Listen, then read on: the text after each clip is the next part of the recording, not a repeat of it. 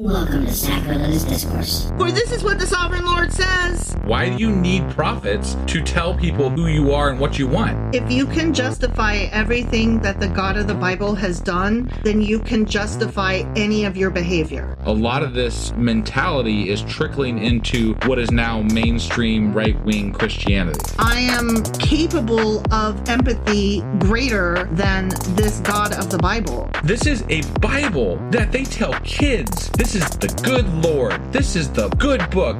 He is fantasizing about murder, mass murder.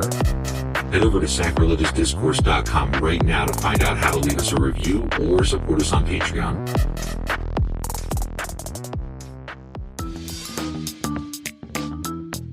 Hey there, sinners and saints. It's your favorite Bible-bashing duo from Sacrilegious Discourse, and we need your help. That's right, folks. We're raising funds for some heavenly equipment and a studio that doesn't sound like it's in the depths of hell. Our current setup, let's just say it's more apocalypse than audiophile. So if you want to hear us dissect the Bible without the background noise of demonic squirrels, chip in a few bucks. We're aiming for $5,000 to upgrade our audio and build a studio worthy of blasphemous banter.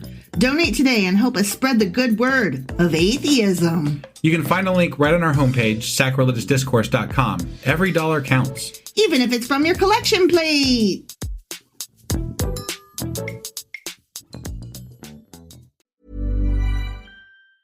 To get people excited about Boost Mobile's new nationwide 5G network, we're offering unlimited talk, text, and data for $25 a month. Forever. Even if you have a baby. Even if your baby has a baby. Even if you grow old and wrinkly and you start repeating yourself. Even if you start repeating yourself. Even if you're on your deathbed and you need to make one last call. Or text. Right, or text. The long-lost son you abandoned at birth. You'll still get unlimited talk, text, and data for just $25 a month with Boost Mobile. Forever! After 30 gigabytes, customers may experience slower speeds. Customers will pay $25 a month as long as they remain active on the Boost Unlimited plan. Forever! Ryan Reynolds here for Mint Mobile. You know, one of the perks about having 4 kids that you know about is actually getting a direct line to the big man up north. And this year, he wants you to know the best gift that you can give someone is the gift of Mint Mobile's unlimited wireless for $15 a month. Now, you don't even need to wrap it. Give it a try at mintmobile.com/switch. $45 upfront payment required, equivalent to $15 per month. New customers on first 3-month plan only. Taxes and fees extra. Speed slower above 40 gigabytes on unlimited. See mintmobile.com for details. Whether you're in your running era, Pilates era, or yoga era, dive into Peloton workouts that work with you. From meditating at your kids' game to mastering a strength program, they've got everything you need to keep knocking down your goals. No pressure to be who you're not, just workouts and classes to strengthen who you are. So no matter your era, make it your best with Peloton. Find your push, find your power. Peloton. Visit onepeloton.com. Husband! Wife! Do you know where we are? We are in Micah, and we just finished chapter 3. Sure as fuck did. And in that chapter, Micah was talking about how the rulers and the prophets suck, kind of. How they be oppressing. Yeah, they're doing bad shit, I guess. But then he's like, eat the rich. Yeah, there was some of that, but it was a lot of, denouncing the false prophets. Yeah. And so we had a large discussion about how the fuck do people know what a false prophet is? Right. And is a false prophet somebody who hears God's words and then just decides to say whatever the fuck he wants to say? Or is a false prophet somebody who doesn't hear any words and just makes shit up? Or is a false prophet somebody who hears words, but they're from the devil and says that shit? Sure. Yeah, all those. Right? But what's a false prophet? But at that, it doesn't really matter, because how is any person supposed to decide who is the correct one and who's not? Right? If they're all saying they're fucking prophets. Like we've said before, there's nothing distinguishing one prophet from another that we have been told. I really want to see a Netflix special called False Prophet. Yeah. And it could be about like all these different people with all these different messages. And then people are just like sitting in the stands, like watching a tennis match with their heads going back and forth. And they're supposed to like somehow figure out like which prophet are you supposed to follow? I think there should be a fucking game show called The True Prophet. Right? And basically there's like 50 fucking people and they all have a story, and there's no reason that anybody should know any of the stories, but you have to pick one, and if you're right, then you win. Who wins? Whoever randomly picks the right fucking prophet. So it's just like any other game show. You like be lucky enough to be on the show, or yeah, you'd be lucky enough to be on the show, and then you'd be lucky enough to pick the right prophet. And they all walk around talking about how they're the right prophet, and they explain to you why they're the right prophet.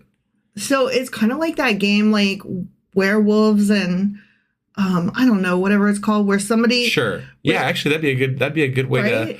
to do it. What's that? Yeah. What is it called? It's the one where they pass out cards, right? Yeah. And like. You get a card and you're either one like of them's one a of the bad guy. Right, like one of the townspeople, like you're either a townsperson or a werewolf. You're a werewolf. Right. And nobody knows. Yeah. And like everybody's just like making random accusations. No, I think that would be a fucking great show. Right? And it should be, alluded to that we're kind of discussing religion with that show. Right. Like, but I'm telling you don't call it true prophet. You call it false prophet. Well, okay, whatever. That's the only way it would fly. But that's as random as this is. Yeah. Right? Like, that's how random this is. You're wearing sandals. You probably are the real prophet. But this other guy, he's wearing Skechers. Totally not the prophet. You're the false prophet. Right. Like, defend yourself. Yeah. What? Yeah. And then, like, if you lose that round and you're like one of the, people who's not a prophet, then you get rained out because God likes to, flood people out. Or earthquaked out. Yeah. You get smote. You get smote. Oh my God. Yeah. And there could be like lifelines, like there could be like some priesty judge people, like judges, first and second judges, right? Yeah. And you could have so many lifelines that I feel like there's a lot you could do with this. There really is. Yeah. There really Somebody's is. missing a thing here. It needs to be done. Come on. Even just like a YouTube channel doing this, right? Right. Somebody pick this up. Come on. Like, I don't have the time to do that shit, but somebody does. Exploding kittens, people. Yeah. Come on, pick this up. This is a great. I want to play this game. I want to play it. Yeah, it's reality TV for the atheist, like atheist reality TV. It's Survivor. I hate reality TV, but that's a reality TV show I would watch. It's pre-Jesus Survivor. Right? That's the tagline for it. Right. Yeah. Okay. All right. So anyway, that was Micah chapter 3. Sure as fuck was. Which means that today we're getting into Micah chapter 4. All right. Let's do this. Okie dokie.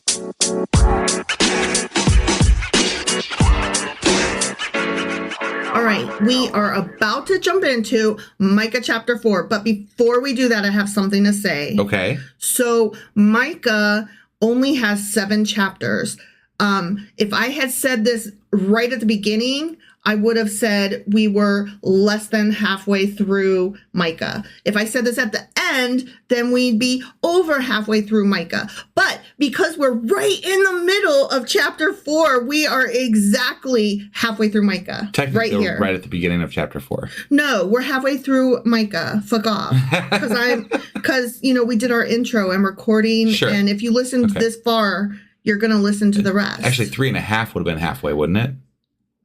Yes, that's so. It would have been like are. last chapter, halfway through it. No, 3. That was all of 3 and a half. 3 plus a half. Oh. Yeah. Oh, math. Yeah. Math. I mathed bad. You did bad mathing. I did real bad math. It was geometry. I couldn't even count. No, it was geometry. Bad. That's why. Oh, you had to stack blocks in your head. Yeah, I was thinking maybe it was trigonometry. I was really bad at that. You were so bad. Yeah. Okay. Anyway, so 3.5. Yeah. Ish. Except for that we haven't started the chapter yet. You need to fuck right off. Seriously.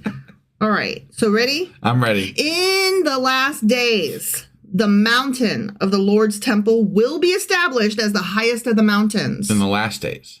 But not before that. In the last days. Okay, all right. Highest of the mountains. The highest. Ain't no mountain high enough. Right, yeah. It will be exalted above the hills and peoples will stream to it. Like the way we stream Netflix. No. That's not what that means. That's a different streaming. Yeah, that's different streaming. Yeah. The same but different.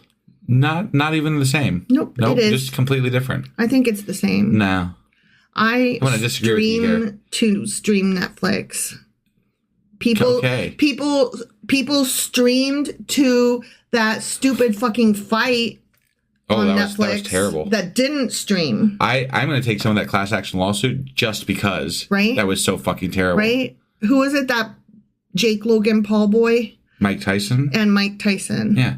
I can never remember because those boys have 2 first name and last name. Like, both of their names are first names. I don't give a fuck about either of them. So I call both of them Jake Logan Paul. Got it. Because I don't know what their last name is. I have no idea. I mean, like, I only know them because other people know them. They're YouTube boys. I they know. started on Vine, I think. I'm aware of what they are and who they are, kind of. And they're fuck boys. But I really don't want to have known about them personally. Yeah.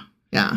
I mean, I feel sorry for their childhood. Like, apparently they were, like, put on YouTube right away. Know way more than I do about these guys. Well, I'm just saying. Okay. But I don't care for them. They're bullshittery. Yeah. I was already way too old for them when they came out. Sure. So, But, one could say the same about Markiplier, yet I think he's adorable. Right. No, I like and Markiplier. Sweet and good. Yeah. And kind. Seems and generous. Yeah. Seems that way. He's from our neck of the woods, actually. He is. Yeah. I always forget that. And he donates to a local hospital, like a children's wing of the hospital and stuff. It's really cool. Hi, Markiplier. Yeah. Shout out to Markiplier. If you want to be friends. Our kid would love to meet you. Holy shit.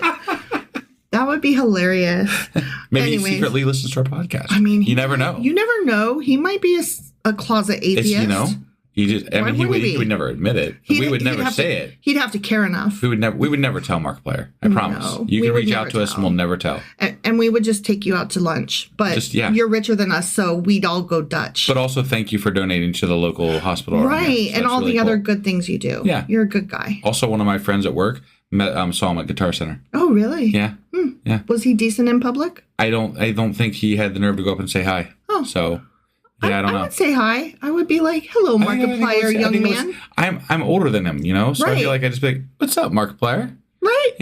Like, how's it going, man? May I call you Markiplier? Right. How should I address you, sir? Young sir. I really had no idea we'd be doing such a long segment about Markiplier as we get up to this episode, but here we are. Yeah. So he's cute, and I like him. Right. Yeah. He's a cute boy. Good guy. Okay. Seems like it. Yeah. Okay. So many nations, anyways. Many nations. Yes. Will come. Yeah, they will. Jesus Christ. And they'll say, "Come." Yeah, they will. "Let us go up to the mountain of the Lord, to the temple of the God of Jacob. Come, tell it on the mountain, over the hills and far away." Did you ever hear that song? I have. Oh. I have. I like some of that old time gospel stuff. Like right? It's, there's lots of hand clapping and right. No, it's fun. Like going back and forth. I love the movie "Oh Brother, Where Art Thou?" Mm-hmm. And there's so much bluegrass and gospel. In it. Yeah, and that's some really great. I love that soundtrack. That's why a lot of people like Sister Act, because it's got some pop, but it's also got a lot of gospel music. Sure. Yeah. And it's a good soundtrack too. Right. He will teach us his ways so that we may walk in his paths. The straight paths, not the zigzag paths. Not the crooked paths. Don't forget. Yeah. The Lord is going to come and he's going to teach us his ways. We're going to walk on his paths. This is some more of that end days bullshit. He didn't mention it here, but you got to watch out for the honey-lipped vixens also. Don't mix it up. I'm trying to remind you guys because vixens. Sometimes the Bible forgets to tell you these things. Right. And it's only in certain spots and they don't reinforce very well because it's bullshit. Right, exactly. The law will go out from Zion. The Dukes of Hazzard law. The boys. What? The law. Roscoe Pico train? Yeah, he always goes, he's the law. And we'll send the law after those boys. Or I guess his boss hog was the... Yeah. The law will go out from Zion. The word of the Lord from Jerusalem. He will judge between many peoples and will settle disputes for strong nations far and wide. They will beat their swords into plowshares. Remember that? Oh, yeah. There's the line. Yeah, I remember that. And their spears into pruning hooks.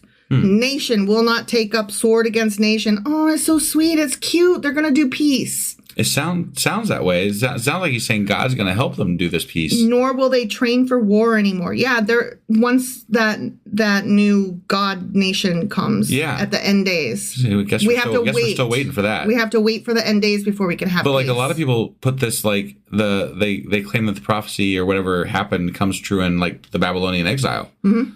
So apparently, according to that was in days, but also not. Right. Is that how we're going to interpret this? Depends who you ask. Okay. I don't even know. There's so many just inconsistencies with what people claim from the Bible that I can't keep track of it all. I can't hear that. la la la. None of it's true. No, yeah. Everyone will sit under their own vine and under their own fig tree, and no one will make them afraid, for the Lord Almighty has spoken. You know, in our part of the world, we don't have fig trees. I have a note about that, actually. Okay. Yeah. It means a thing. Does not just... It's not just fig trees? Yeah, it's not just like, hey, have a fig tree. It's not like I don't want a fig tree, because when I was growing up, I really liked fig Newtons. And I figure if you have a fig tree, maybe you could make your own fig Newtons, right? That would be Is that nice. a thing that you could do? I don't know how that works. I do but, love fig Newtons. Yeah. But they tasted better when I was younger. I've tried them as an adult, and I'm not as much of a fan. But I heard that figs are like a wasp that fruit grows around. Not all. Some. Oh, yeah. I think we had this talk, didn't we? Yeah, it doesn't apply to all, but there are some figs that they're like basically the wasp crawls into them for some reason, and then the fruit grows around it. So there's basically wasp figs. Yeah. Yeah, which is interesting. The whole idea just... It makes me think of The Life of Pi, the book, or the movie. Actually, the movie was pretty decent, but the book was beautiful. And there was an island of trees that grew teeth. Yeah. It was just, creepy. Right. All right. So we just read verse 4. Everyone will sit under their own vine and under their own fig tree, and no one will make them afraid, for the Lord God Almighty has spoken. Right. Okay. This is a proverbial expression that means prosperity and peace. And we've actually read this before, both in 1 Kings and 2 Kings. Yeah, it does sound familiar. In 1 Kings chapter 4, verse 25, it said, during Solomon's lifetime, Judah and Israel from Dan to Beersheba lived in safety, everyone under their own vine and under their own fig tree. Sure. And then in 2 Kings chapter 18, verse 31, it says, do not listen to Hezekiah. This is what the king of Assyria says. Make peace with me and come out to me. Then each of you will eat fruit from your own vine and fig tree and drink water from your own cistern. Okay. So it's just supposed to be, it's the saying. Got it. Like, yeah. You're going to have your own prosperity. You'll be fine. Right. Okay. Yep. All the nations may walk in the name of their gods, but we will walk in the name of the Lord our God forever and ever. Interesting. Yeah. All nations are going to walk in the name of their gods. Right. But we will walk in the name of our Lord our God. But I'm curious here, because he's claiming that God will bring peace to everybody. All the gods will get along. And the people will... But yeah, and also, yeah, like the part that you're mentioning here is like, we're still right here, because we're going back to the 800 BCE time frame, right? We're still talking about multitude of gods. And being acknowledged by the Bible at some level. As people having different faith in different gods. Different nations having different gods. Right. And in this particular instance, God is going to bring peace to the whole world, but they're all going to have their own gods. That's weird. It's an acknowledgement of diversity. Is it? It is. I think it's an acknowledgement of the times that they were in, and that there were other gods around them, and it was just a matter-of-fact statement that, yep, there's other gods in these other lands that those people don't have believe anything to that, do with us. We believe this, and those believe those. That's just how things were, right? It's not... It's an acknowledgement of the diversity of different nations having different gods. Right, and the avenues to, preach to other cultures about what you believe and convert them wasn't as easy back then. It's not something that was available as a normal everyday type thing that you could do. So I don't think that converting people to your God was as much of a discussion as it maybe is today. Right. Right. So I don't know. I find it interesting that the Bible can admit that different nations have different beliefs, but that God's going to be okay with that. But today, the people today cannot. Yeah. And their God cannot. Yeah. Right. But I think when we first started reading the Bible, that was one of the things that I was like, whoa. The Bible acknowledges other gods? Yeah. Like I did not expect that to come up. Right. Like didn't see that coming. Yeah. And I honestly, I don't really think that, I think that when a Christian reads the Bible, that gets glossed over. Oh yeah. Like that's, if they read the Bible, that gets glossed over. Well, I would imagine. I think they probably bring their own tone to it. So what they would probably say, well, yeah, the Bible is acknowledging that other people believe in different gods, Sure. but not that there are different gods. No, and I think I thought of that myself, and I think that it could be a fair statement if done correctly. It could be a fair statement if I could read their Bibles too. Sure. But you guys killed them all. So no, if you're acknowledging that these people have a God and it's or a belief in a God, and it's different than yours, but that, and your argument is that maybe that God is the same God, right? Mm-hmm. Then that would kind of mean that you need to study all these different religions, right, and figure out which bits you think all make this one religion and this one God, because that's the only way that makes sense, right? Right? Like otherwise, all the tombs, all of the fucking books would match, right, with the same fucking books. Right. Right? They wouldn't be all different. It would be all the same. It's so cute. Because God would be like, this is God's word. This is what's what. It's so cute. As long as you just don't look hard enough, then you don't have to. Right. No, and that's, people either go really detailed, like the Bible says this, the Bible says that, and this is how I feel about that, right? Or they go real high and they're like, well, people believe in all kinds of different gods, but God is just way more powerful than human being. Like they just start talking to these airy, they either fucking bury you in bullshit, details whatever. Or they leave all the details out, and it's just like whatever. And you could be having a discussion with a person about the specifics and switch in the next breath to the airy bullshit. And vice versa. And I'm like, where did that come from, man? It's whatever's convenient in the moment. And they know you can't argue that. There's nothing to fucking argue. It's an inability also to admit they're wrong. Well, no, more than that, it's an inability to think critically and to speak logically. Sure. It's the same way that people that practice these things, this methodology, this way of thinking long enough, can't even understand simple, basic analogies. Well, I think Trump utilizes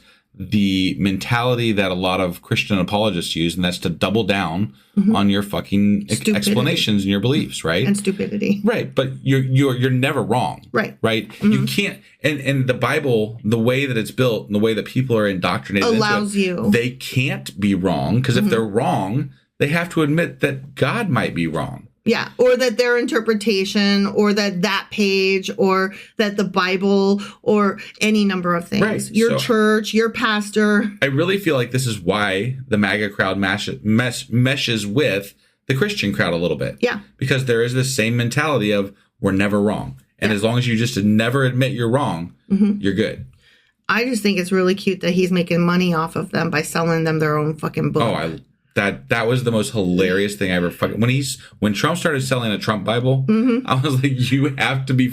Do you know how hard you fuckers are being fleeced? Right? Like, Jesus Christ, it doesn't get any worse than this. Because it's got the Constitution in it, which is even funnier. Oh my God, I didn't know that. Yeah. That's terrible. That's terrible. It's hilarious. That's terrible. It's hilarious because, I mean, if I was a writer writing this story, I could not get away with how ridiculous and stupid that is. Yeah. Because that would never fly. I wonder when he gets inaugurated this time if he's going to maybe swear on the Trump Bible.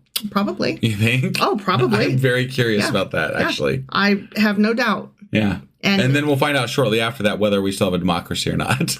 Right. I mean, he's already said that, he doesn't mind if we do away with the Constitution. Right. So. Now, look, guys, I want to back that up a second because I am probably the least conspiratorial in at least this house about whether or not Trump is going to take over the U.S. or whatever and become king of all. King of the world. So I think that we're going to be fine. But, he says some shit that's just like, what? Yeah, I'm not saying he's going to do that. I'm just telling you what the dude said. No, he says some crazy ass shit. He said that he doesn't mind if we get rid of it because it doesn't serve his purposes. It's also, we apologize for talking politics. I don't apologize. To our overseas friends who Just kind of pissed off at the whole situation over here. We got too much going on for me to be sorry. No, so I'm sorry that it doesn't sit with you. How about that? I'm sorry that we, as a country, elected Trump as president. Yeah, that is what I would be sorry Certainly about. was not something we chose. No, absolutely not. All right, let's continue this chapter. And now we are exactly halfway through. Perfect. There we go. Okay. The book of Micah. There's the halfway Micah point. Okay. Yep. Fuck off. In that day, declares the Lord, I will gather the lame. I will assemble the exiles and those I have brought to grief. Those I brought them to grief. I'm going to get them. Yeah. I'm going to bring them back. You're going to bring them together. Okay. Yeah. I will make the lame my remnant. Those driven away, a strong nation. The Lord will rule over them in Mount Zion from that day and forever. All right. As for you. But this is the end of days thing, right? Yeah. Okay. All right. As for you, watchtower of the flock, stronghold of daughter Zion, the former dominion will be restored to you. Kingship will come to daughter Jerusalem. Okay. That's going to require some digging in. I'm not really sure what that means. I need some A's to these Q's. I mean, this is a Q&A. I get the sentiment, but I don't really know I need a breakdown. I'm going to assume he's talking about this eventual leader who's going to be. Yeah, he's talking about a coming Messiah. Right. And Christians are very excited because to them, he's clearly talking about Jesus. Sure. And the funny thing is, though, that Judaism does believe that there will be a Messiah, right? It's just not fucking Jesus. Right. And they, I think, believe that he did maybe exist, but as a human, not Jesus, as... not a Messiah. Yeah, but Jesus that Jesus existed as a human, not a son of God any more than anybody else. Sure. And was a decent, okay prophet. He was a prophet guy. I think that was a... like any other. Acknowledgement to get along with the Christians. I agree. If you ask me. But I agree. They're probably like, oh, sure. From what I understand, there's essentially no real historical proof of Jesus. I thought that there was a question that maybe he did. I thought that there was.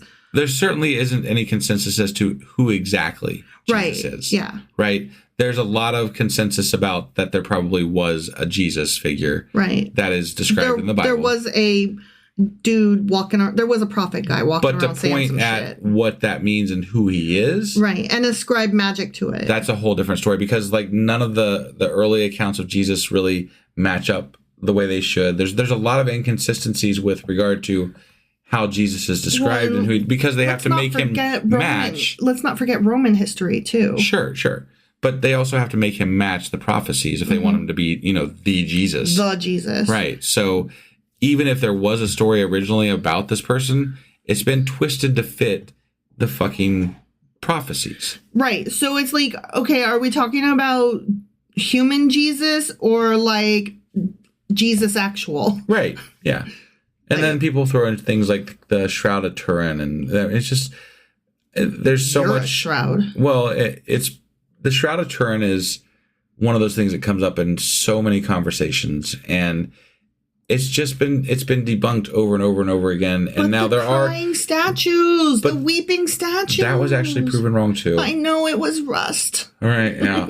But the Shroud of Turin was originally debunked back in the 80s, but then they found something else that might have caused that to be wrong, but then it's been pretty much debunked again since then. And come on, we're talking about a magic burned in image of someone's head on a piece of fucking fabric from thousands of years ago. It's at the best. And how are we supposed to believe that that's Jesus? Why are we supposed to believe that? It's like when Jesus' face pops up on your toast. Yeah. That's what it's like. It's the original Jesus toast. Mm-hmm. Like, come on, guys. Yeah. Did you ever have Jesus on your toast? You know what? I did not, but I have had Hello Kitty on my toast. Yeah, but that was because the toaster that we had was set up that way. It was. To burn the image. And I'm sorry, but you can't tell me that somebody didn't take, like, even before designer fucking toasters, someone could take a fucking iron and just make a Jesus thing and imprinted on the goddamn toast. I used Play-Doh molds and I made Jesus. If you thought you could make millions of dollars by imprinting the image of Jesus on a piece of toast, wouldn't you figure out a way to do it? I like how he always looks like a white guy. Yeah, that's weird, isn't it? That is weird. It is. Why do you now cry aloud? Have you no king? Has your ruler perished that pain seizes you like that of a woman in labor? My favorite comparison of pain. Yeah.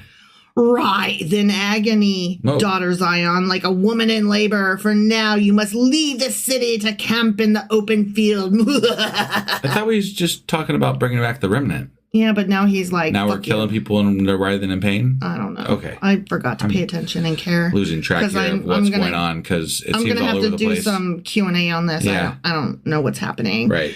You will go to Babylon. There you will be rescued. Oh, this was an edited version. What? Well, so this was an edited version. This is edited. How do you know? Because we were talking about the Assyrians in previous chapters, if we were talking about anybody. And now we're talking about Babylon. Okay. And the Babylonian exile is where they want this to happen because more things of what Micah says match up as far as prophecies with the Babylonian exile than they do with the time that he was in. Got it. So maybe he said Babylon, but more than likely this is edited to fit the fact that they want this to portray the Babylonian exile time frame. I didn't know that. Well, it was something you kind of went over when we got introduced. Like that was something that you kind of But I didn't know that. I just extrapolated that idea from what you said. I didn't realize that there were edits like that and that you would be like, that's edited. Like, I didn't know. Oh, I don't know for sure. I'm just guessing based on what I know. I'm like, oh, I didn't know that was a thing. And you're just like, yeah, that was edited. And I'm like, oh. No, okay, let me clarify. I don't know that was edited. Okay. It seems like it could have been and probably was. Okay. I don't disagree with you there. All right. But it was, you said it so matter of fact. No, you're right. You're right. What? You're right. I should refrain from truisms when I'm speaking about the Bible in any sense. In any sense. Yeah. Anyway, there the Lord will redeem you out of the hand of your enemies. Oh, we got enemies again. But now many nations are gathered against you. I thought we were at peace. We never get peace. I thought God was going to bring the peace. Oof. Remember, he was going to bring all the nations together, right? Yeah. But then he had to save the remnant, and then he brought wrath and destruction, and then now he's saving them again from Babylon. They say, let her be defiled. Let our eyes gloat over Zion. But they do not know the thoughts of the Lord. They do not understand his plan, that he has gathered them like sheaves to the threshing floor. Oh. Bringing in the sheaves, bringing in the sheaves. Rise and thresh, daughter Zion, for I will give you horns of iron. I will give you hooves of bronze, and you will break to pieces many nations. That sounds familiar. Remember that statue that had the 12 pieces or whatever? Mm-hmm. That's similar. Like, because there was multiple different metals. Yeah. And they broke it like it was broken. Yeah, and it represented different nations. That's interesting. Yeah. I wonder if that... Okay, this chapter specifically... We need some diving into. Because this is kind of... I don't get any of it. There's something going on here. There's something happening. What is going on? Definitely something happening. All right, final sentence. All right. You will devote their ill-gotten gains to the Lord, their wealth to the Lord of all the earth. The end. I see. It's easy for a prophet to say. Right. Because who's gonna receive that wealth for them? You see, because I bet it's going to be the prophets. You will devote their ill-gotten gains to the Lord. Anytime you say to the Lord, fill in the blank with whatever leader of the church is. It's going to be the Joel Osteens. Yeah. It's going to be the, whoever. Yeah. The guy that's on your TV asking for millions for his plane. You ever seen that fucker's church and, what he drives and, he all this? Makeup. He's got a personal fucking plane. I'm like, so much you makeup. have no business speaking for the Lord. No. Quote, unquote. Because, my God, you have more money than fucking God. Yeah. You are, that's ridiculous. The amount of wealth that you show is ridiculous. That's the part that I don't get. Not only does he have all that wealth, he shows it off. Like, if I was going to be a quote-unquote false prophet, there is no way in hell I'd be flashy with my money that I dug out of the fucking donation dish. But there's nothing more American than the prosperity gospel. You've heard of the prosperity gospel, right? If you're rich, you're godly and the more godly. Essentially, they justify being rich through the Bible, right? Like they find God wants me to have money. Yeah, and if you have money, you've been rewarded by God. That's you know like that. These are you're supposed to have it, and of course that ties into it's also very. God loves America because we're capitalists and we love money here. So it's all about money. You know, it's all about the wealth you can acquire. Because God made that possible for us. Yeah. And I'm like, no, you just want to be real fucking rich, real bad. And you love asking people to give up their hard-earned cash to send to you. Yeah. That's all. And you know what? If you push the American dream, people have been, you know, indoctrinated into this belief that in America, you can be anything and everything you ever wanted to be, and right? if you don't, it's your own fault. And I'm not saying that you can't rise up. You can rise up. I mean, Hamilton sang about it. Rise up. Yeah. But the truth is that right now, especially in the current political / economic climate that we're in, it's not as possible as a lot of people think it is. Yeah. It's not easy. Yeah. It's not just a matter of like working your ass off. It's not as easy as it was in, say, the 80s. Right. No, you have to have some real ingenuity these days. And furthermore, it's going to get probably harder before it gets easier. And it takes money to make money, too. Again, I'm not saying you can't make a name for yourself out of nothing. It happens. And we push those stories forward all the time. Because we make the 5 representative of the whole. Yes, because it's the fairy tale. It's the fairy tale, and it's the propaganda mechanism to keep people in their place and doing the work they're doing. Right? If you think you can get ahead, then you'll just keep showing up to work. You'll keep doing the things you need to do. Because if you work hard enough, damn it, you're gonna be able to have that slice of the American pie. Yep. You know? Yep. And that's just how it works. You'll get a deluxe apartment in the sky. The truth is, it doesn't work that way. No. But now we're going back into politics. We're supposed to be talking about God. God sucks. God's a dick. That's all. And I don't know what the fuck this chapter was about. And I'm looking forward to finding out what it was about. It was about bullshittery. Yeah, it was. Yeah, we'll figure it out. All right. Well, that was Micah chapter 4. 4. Mm-hmm. And that means that I think we're just gonna.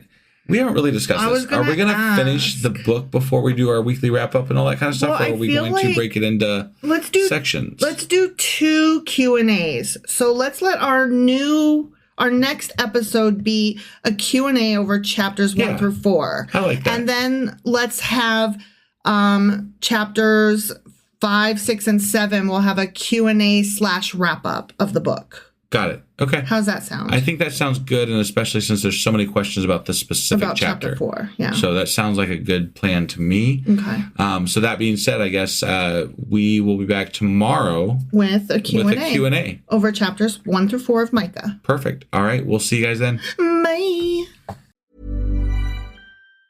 To get people excited about Boost Mobile's new nationwide 5G network, we're offering unlimited talk, text, and data for $25 a month. Forever. Even if you have a baby. Even if your baby has a baby. Even if you grow old and wrinkly and you start repeating yourself. Even if you start repeating yourself. Even if you're on your deathbed and you need to make one last call. Or text. Right, or text. The long-lost son you abandoned at birth. You'll still get unlimited talk, text, and data for just $25 a month with Boost Mobile. Forever! After 30 gigabytes, customers may experience slower speeds. Customers will pay $25 a month as long as they remain active on the Boost Unlimited plan. Forever. You know, as a busy mom, there are lots of ways you can help yourself fall asleep. You could stare blankly at the ceiling and replay every conversation you've ever had, count sheep, have a debate with your pillow, give up caffeine, try acupuncture, and buy a weighted blanket that will make you sweat profusely. Or you could try some milk, which has nutrients that support healthy sleep. Visit GonnaNeedMilk.com for more info, and for everyone's sake, please don't give up caffeine. You know, as a busy mom, there are a few ways you can build strong muscles. You could get a gym membership which you'll never use, buy all sorts of expensive equipment for your garage that you'll forget you have, pay for a personal trainer that you'll never have time to meet with, and buy a fitness watch that only makes you sad every time you look at it. Or you could go for an easy run and try some milk, which helps build strong muscles. Visit GonnaNeedMilk.com for more info. And please, don't make yourself sad.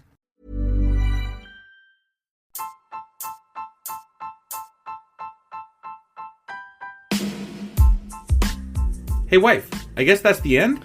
But husband, that's just sad. It doesn't have to be. We are on lots of social media platforms like Twitter. Our handle there is sacrilegious_D. For D's nuts. Oh my God.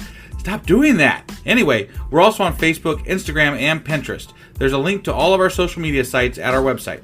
Ooh, we have a website? Yeah, it's sacrilegiousdiscourse.com, where you can also find a link to our merch shop. We have a merch shop? Yep, we have podcast-themed clothing, mugs, notebooks, and more, as well as an atheist and science-themed products.